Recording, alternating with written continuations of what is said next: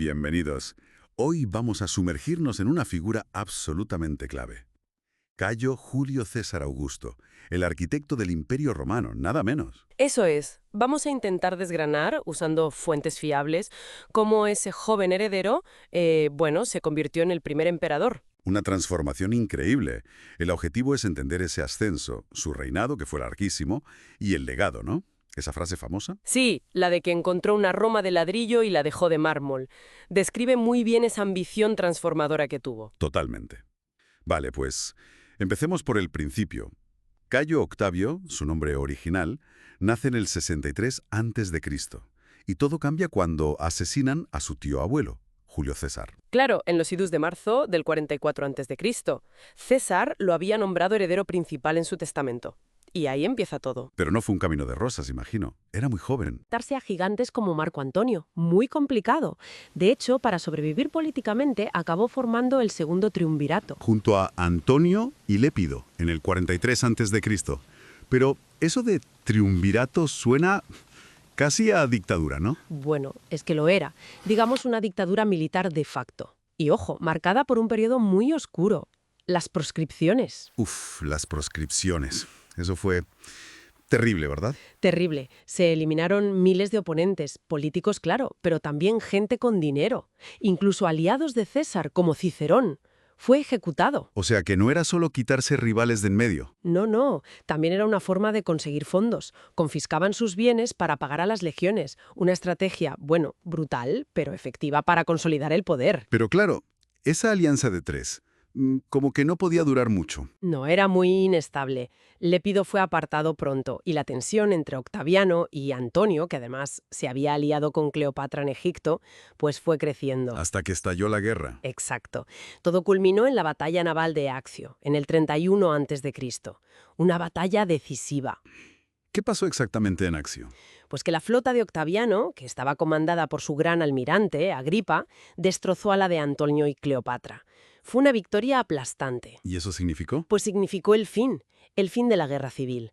Antonio y Cleopatra huyeron a Egipto y poco después se suicidaron. ¿Y Egipto anexionado? Sí, Egipto se convirtió en una provincia romana, muy rica además, y Octaviano se quedó como el único dueño y señor del mundo romano. El problema ahora era, ¿cómo mantienes ese poder sin que te vean como un rey y te odien por ello? Ahí está la genialidad, ¿no? La fachada republicana que construyó. Exacto, fue muy hábil. Hizo pactos con el Senado, sobre todo los del 27 a.C. y el 23 a.C. Y poco a poco fue acumulando poderes clave. ¿Qué tipo de poderes? Pues mira, por ejemplo, el Imperium Proconsularem Maius, que suena muy técnico, pero básicamente le daba el mando supremo sobre las provincias más importantes y sus ejércitos, por encima de cualquier otro gobernador. O sea, control militar total. Sí. Y luego la tribunicia potestas vitalicia, el poder de los tribunos de la plebe. Eso le hacía inviolable, podía convocar al Senado, proponer leyes, vetar lo que quisiera. Y más tarde también el cargo religioso más alto, ¿no? El Pontifex Maximus. Eso es. Al final tenía un poder casi absoluto, pero siempre con la apariencia de que estaba restaurando la República, una obra maestra de la política. Y es en ese contexto, en el 27 a.C., cuando el Senado le da ese nombre, Augusto, que significa el ilustre, el venerable. Junto con el título de Princeps, el primer ciudadano. Ahí nace formalmente el Principado, un sistema nuevo. Y con él llegó la famosa Pax Romana, o Pax Augusta. Se le llama de las dos formas. Fueron casi 2 siglos de relativa paz interna en el imperio, algo increíble después de décadas de guerras civiles.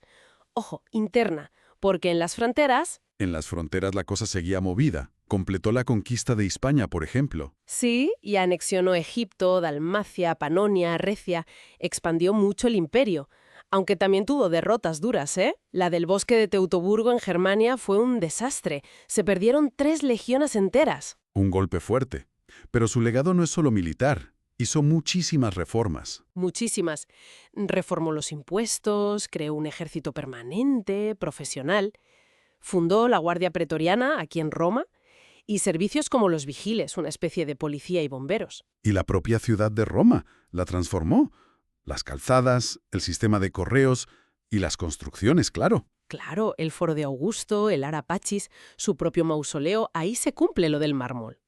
Fue una transformación física de la ciudad impresionante. Y no hay que olvidar la diplomacia, como cuando recuperó los estandartes que los partos habían quitado a Craso. Eso fue un éxito de propaganda tremendo, sin disparar un tiro. Y fíjate qué curioso, su nombre, Augusto, y su nombre adoptivo, César, se convirtieron en sinónimo de emperador durante siglos. Entonces, si tuviéramos que resumir, Augusto es el fundador del imperio, el que trae la paz después del caos, pero su ascenso fue a través de la guerra civil y eliminando rivales sin piedad. De reinar 40 años. Dejó un sistema que funcionaba y a su hijastro, Tiberio, como sucesor. El Senado lo deificó, lo convirtió en Dios. ¿Y la pregunta que queda flotando?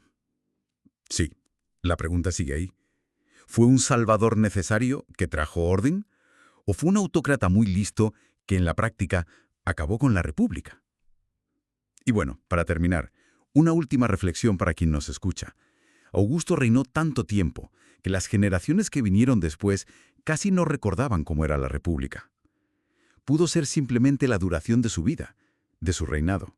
Más allá de su habilidad, lo que hizo que esa transformación e imperio fuera ya irreversible. Es una buena pregunta para darle una vuelta, sí. La longevidad fue sin duda un factor clave.